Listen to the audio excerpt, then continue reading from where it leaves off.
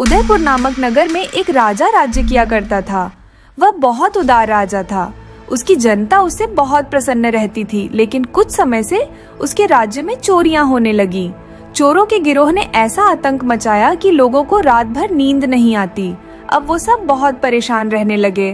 परेशान होकर नगर के कुछ अमीर व नामी लोग महाराज के दरबार में पहुंचे। दुहाई हो महाराज, दुहाई हो, हमारा जीना दुश्वार हो चुका है। नगर में हो रही चोरियों से हमारी नींद हराम हो गई है। अगर जल्दी ही चोरों को ना पकड़ा गया तो हम बर्बाद हो जाएंगे महाराज। हमें राज्य में हो रही चोरियों के बारे में झात है, परंतु हमें अफसोस है कि अभी तक चोरों को पकड़ने में हमारे सैनिक सफलता प्राप्त नहीं कर सके हैं। लेकिन आप लोग विश्वास रखिए, चोर जल्दी ही पकड़े जाएंगे। आप लोग निश्चिंत होकर अपने घरों को जाइए। हम वादा करते हैं कि चोरों को पकड़ने में हम कोई भी कसर बाकी नहीं छोड़ेंगे। इसके बाद महाराज ने बगल में ही खड़े अपने मंत्री से कहा, मंत्री जी, आप ऐसा कीजिए कि हमारे गुप्तचरों को चारों दिशाओं में चोरों की तलाश के लिए भेज दीजिए। जब तक चोर नहीं पकड़े जाएंगे हमारे दिल को चैन नहीं मिलेगा। जो आज्ञा महाराज। महाराज की आज्ञा पाकर मंत्री जी ने अपने गुप्तचरों को चारों ओर फैला दिया। नगर के पास ही के जंगल में कुछ साधु निवास करते थे। एक दिन वह साधु आपस में बात कर रहे थे। साथियों, नगरवासियों के माल पर तो हमने काफी हाथ साफ कर लिया। अब मैं शाही खजाना चुराना चाहता हूँ। चरण से, लेकिन हमारी तलाश में तो जासूस लगे हुए हैं। चिंता मत करो साथियों, वह सोच भी नहीं सकते कि हम साधु के रूप में यहाँ जंगलों में छुपे हुए हैं। मैंने बहुत ही अच्छी योजना तैयार की है साथियों। लेकिन क्या चरण से? मेरी नजर राज दरबार के शाही खजाने पर है, परंतु मुझे एक बार शाही खजाना और उसकी व्यवस्था देखनी होगी। ये काम तो बहुत मुश्किल है चरण से। मेरे लिए कोई भी काम मुश्किल नहीं है साथियों। मैं आज ही जाऊंगा और खजाने के बारे में पता लगाकर ही लौटूंगा। इसके बाद वह साधु, जो असल में एक चोर था, वो घूमते टहलते महाराज के दरबार में जा पहुंचा। उसने महाराज के बारे में सब कुछ पहले ही पता कर लिया था। उसे पता था कि महाराज की कोई संतान नहीं है और महाराज और महारानी इसकी वजह से बहुत चिंतित रहते हैं। जब वह महाराज और महारानी के सामने उपस्थित हुआ तो महाराज ने उससे कहा, प्रणाम। आर्शिवर, कहिए कैसे आना हुआ? आइए स्थान ग्रहण कीजिए। हमारे पास इतना समय नहीं है कि हम एक जगह पर इतना समय बिता सके। मुझे तुम्हारे कष्ट का ख्याल आया तो मैं यहाँ चला आया। मुझे पता है तुम्हारे विवाह को 10 साल हो गए हैं, लेकिन अभी भी तुम्हें संतान प्राप्ति नहीं हुई है। शायद हमारे भाग्य में संतान का सुख ही नहीं है। तुम चिंता मत करो राजन, मैं तुम्हें एक ऐसा उपाय बताऊंगा कि तुम्हें जुड़वा पुत्रों की प्राप्ति होगी। क्या क्या कहा आर्शिवर? आप सच में ऐसा उपाय बताएंगे? सुनो, मुझे तुम्हारे शाही खजाने से एक स्वर्ण मुद्रा चाहिए। एक? क्यों, आप जितनी चाहे उतनी स्वर्ण मुद्राएं ले सकते हैं मुनिदेव। नहीं राजन, मुझे मात्र एक ही स्वर्ण मुद्रा चाहिए। मैं उस स्वर्ण मुद्रा पर एक मंत्र पढ़कर महारानी को दूंगा, जिसे जब तक महारानी पुत्र प्राप्त न कर सके उसे अपने पास ही रखें। ठीक है आर्शिवर, अभी एक स्वर्ण मुद्रा मंगवाते हैं।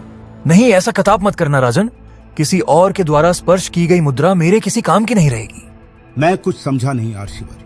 हम शाही खजाने से एक स्वर्ण मुद्रा स्वयं उठाएंगे और मंत्र पढ़कर महारानी को देंगे। जैसी आपकी इच्छा आर्शिवर। फिर महाराज उसे लेकर अपने साथ शाही खजाने में गए।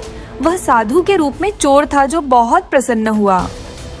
वाह, शाही खजाने में कितना धन है। अगर मैं इसे चुराने में कामयाब हो गया तो मेरी 7 पुश्तों को भी चोरी नहीं करनी पड़ेगी। ये सोचकर वह आगे बढ़ा और सामने से एक स्वर्ण मुद्रा उठा ली और पुनः महाराज से कहा, तुम्हारे शाही खजाने की व्यवस्था तो अच्छी है बेटा, लेकिन मान लो कि अगर किसी अन्य राजा ने तुम पर आक्रमण कर दिया तो तुम इस खजाने को लेकर किस रास्ते से निकलोगे? आपके पीछे जो खूंटी है उसके खींचते ही एक गुप्त द्वार खुल जाता है। द्वार से हम खजाने सहित एक पहाड़ी की गुफा में पहुंच जाएंगे। बहुत अच्छा, तुमने ऐसा उपाय सोचकर बहुत बुद्धिमानी का काम किया है। लेकिन क्या ऋषिवर? तुमने यह मुझे तो बता दिया बेटे, लेकिन किसी और को यह कभी ना बताना। मेरे अलावा इस गुप्त द्वार के बारे में केवल सेनापति ही जानते हैं आर्शिवर। तुम्हें इसके बारे में सेनापति को भी नहीं बताना चाहिए था। वह मेरे बचपन का मित्र है, वो मेरे साथ कभी भी धोखा नहीं करेगा। अच्छा चलिए महाराज, मैं स्वर्ण के सिक्के पर मंत्र पढ़कर महारानी को दे देता हूँ। ठीक है। इसके बाद साधु रूपी उस चोर ने झूठ मूठ का उसे स्वर्ण सिक्के पर मंत्र पढ़ा और महारानी को दे दिया। इस मंत्र पढ़े सिक्के को अपने पास ही रखना बेटी, जब तक तुम्हें संतान की प्राप्ति ना हो जाए। ठीक है मुनिदेव, मैं ऐसा ही करूंगी। और फिर वह साधु अपने आश्रम में पहुंचा और अपने साथियों को बताने लगा। हमें दरबार के शाही खजाने के बारे में सब कुछ पता चल गया है। हमें आज ही इस चोरी को अंजाम देना होगा। और ऐसा ही हुआ। चोर चरण सिंह अपने साथियों के साथ राज दरबार में जा घुसा और सारा खजाना लूट लिया। जब अगली सुबह यह बात सारे महल में गई तो महाराज बहुत क्रोधित हुए और अपने मंत्री से बोले, खजाने की सुरक्षा व्यवस्था इतनी मजबूत है कि सैनिकों से नजर बचाकर चिड़िया भी वहां तक नहीं पहुंच सकती। फिर खजाना कैसे चोरी हो गया? महाराज, शाही खजाना गुप्त द्वार से चोरी किया गया है। खजाने के गुप्त द्वार के बारे में तो मुझे और मात्र सेनापति को ही मालूम था। फिर चोरों को गुप्त द्वार के बारे में कैसे पता चला? कहीं सेनापति चोरों के गिरह में शामिल तो नहीं है? आप क्या सोच रहे हैं महाराज? तुम हमें बेवकूफ बनाने की कोशिश मत करो। सेनापति जी, तुम्हारे कारण ही शाही खजाने की चोरी हुई है। शाही खजाने के गुप्त द्वार के बारे में मात्र मुझे और तुम्हें ही पता था। आप बेकार में मुझ पर शक कर रहे हैं महाराज। मैं अपनी प्यारी बेटी की सौगंध खाकर कहता हूं कि यह भेद मैंने किसी को नहीं बताया। सैनिकों, सेनापति को ले जाकर कारागार में डाल दो। महाराज की इस बात को सुनकर सभी सैनिक स्तब्ध थे, लेकिन उन्होंने ने महाराज की आज्ञा का पालन किया और सेनापति को ले जाकर कारागार में डाल दिया और उन्हें अपने अपराध को कबूल करवाने के लिए बहुत परेशान भी किया गया। अगले दिन जब दरबार लगा तो महाराज ने घोषणा की, अगर सेनापति कल तक अपना अपराध कबूल नहीं करते हैं तो कल सुबह ही उन्हें फांसी दे दी जाएगी। यह खबर सेनापति की बेटी हेमलता तक भी पहुंची कि उनके पिताजी को कारागार में डाल दिया गया है और कल उन्हें फांसी दे दी जाएगी। तो वह महाराज के दरबार आ पहुंची और महाराज से बोली, महाराज, क्या यह सच है कि कल मेरे पिताजी को फांसी दे दी जाएगी?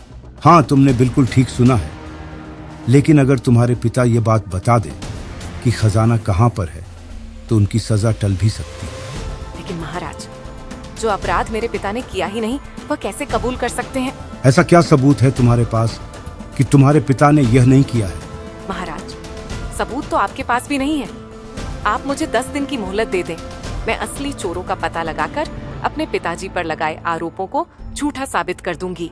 लेकिन अगर 10 दिनों के अंदर तुम ऐसा नहीं कर सकी तो आप बेशक मेरे पिताजी को फांसी दे दीजिएगा।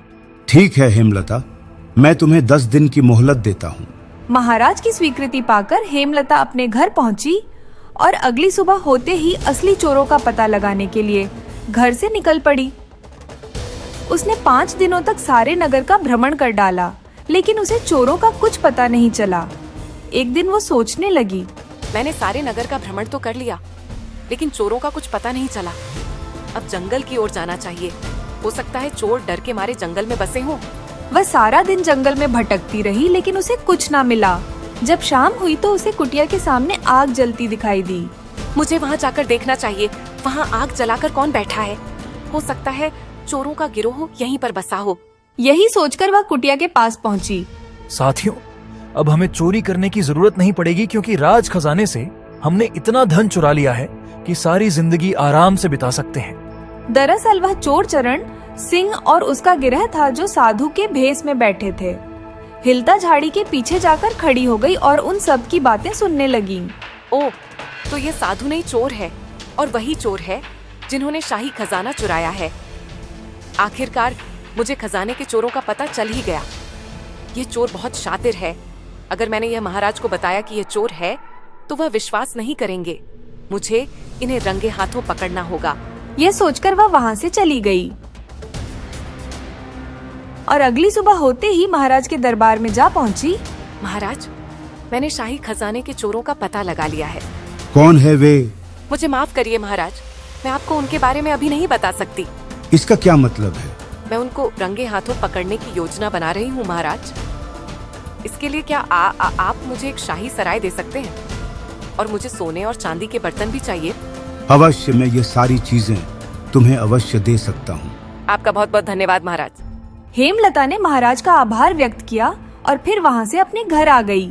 फिर अगली सुबह होते ही वह उन चोरों के गिरहजोक साधु के भेष में कुटिया में रहते थे उनके पास जा पहुंची। प्रणाम मुनिदेव, खुश रहो पुत्री, कहो यहाँ कैसे आना हुआ?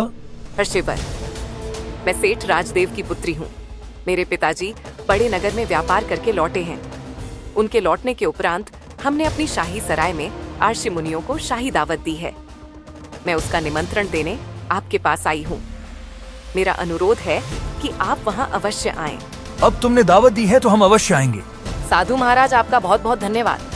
हेमलता वापस लौट आई और महाराज के शाही सराय में जाकर रुक गई और दावत की तैयारी करने लगी। अगली सुबह चोर चरण सिंह साधु के भेष में अपने साथियों के साथ हेमलता द्वारा बताए पते पर शाही सराय पहुंचा। आइए महाराज, आपका शाही सराय में स्वागत है। आपका भोजन भी तैयार है। हेमलता ने सम्मान पूर्वक उन साधु रूपी चोरों को बिठाया और सोने चांदी के बर्तनों में भोजन परोसा। तो साधु सोचने लगा, वाह, इतने सारे सोने व चांदी के बर्तन। अगर इन बर्तनों पर हाथ साफ कर दी जाए तो कितना अच्छा होगा। मैं आज रात ही अपने साथियों के साथ आऊंगा और यह सारे बर्तन और सारा माल लूट कर ले जाऊंगा। उन साधुओं ने वहां भरपेट भोजन किया और वापस अपनी कुटिया में लौट आए और उसी शाही सराय में बर्तनों सहित धन लूटने की योजना बनाने लगे। उधर हेमलता भी महाराज के पास जा पहुंची और उसने साधुओं के बारे में बताने लगी। महाराज, आज रात शाही खजाने के चोर शाही सराय में भी चोरी करने के लिए अवश्य आएंगे। आप उन चोरों के लिए कड़ा प्रबंध करें जिससे वह शाही सराय से निकलकर बाहर ना जा सके। ठीक है, मैं प्रबंध करवा दूंगा, लेकिन अगर वह साधु चोर ना निकले तो आप मुझे जो भी सजा देंगे वह मुझे मंजूर होगी। हेमलता के विश्वास दिलवाने पर महाराज ने शाही सराय के चारों तरफ सैनिकों का प्रबंध करवा दिया। उसी रात हेमलता एक मंत्री के साथ एक कोने में छुप गई। कुछ देर बाद वो चोर जो साधु के भेष में थे वह शायद ही सराय में गुप्त तरीके से घुस गए और साधु अपने साथियों से कहने लगा, साथियों, सभी सोने व चांदी के बर्तन, वो जो भी धन मिलता है उसे समेट लो। इसके बाद साधु रूपी चोरों ने सारा सामान समेट लिया। तभी वह मंत्री सामने आ गया और सैनिकों के साथ उन सबको घेर लिया और उन्हें दरबार ले जाकर महाराज के सामने पेश किया। राजा उस साधु को देखकर हैरान हो गया और सोचने लगा, अरे ये तो वही साधु है जो कुछ दिन पहले मुझसे मिलने आया था। अरे आर्षिवर, आप? महाराज, ये कोई साधु नहीं बल्कि चोरों का सरदार है। होय, तो अब मुझे समझ आया कि शाही खजाने के गुप्त द्वार से चोरी कैसे हुई। मैंने शाही खजाने के गुप्त द्वार के बारे में इस पाखंडी साधु को भी बताया था। पाखंडी, तूने शाही खजाना कहाँ छुपाया है? अगर तूने नहीं बताया तो तेरा सर धड़ से अलग कर दिया जाएगा। मुझे क्षमा कर दीजिए महाराज, वो खजाना मेरे जंगल की कुटिया में रखा हुआ है। तूने न जाने कितनों का धन लूटा है। तू क्षमा योग्य नहीं, तुझे मात्र सजा ही मिलेगी। मंत्री जी, इन सभी को ले जाकर कारागार में डाल दो। महाराज की आज्ञा का पालन हुआ और उन साधुओं को ले जाकर कारागार में डाल दिया गया। तो महाराज ने हेमलता से कहा, बेटी हेमलता, मुझे तुम पर गर्व है। तुमने न सिर्फ अपने पिता को सजा से बचाया बल्कि पूरे नगर को भी चोरों के गिरह से बचा लिया। हम इसी समय तुम्हारे पिता को मुक्त करते हैं और तुम्हें इनाम स्वरूप 100 स्वर्ण मुद्राएं देने की घोषणा भी करते हैं।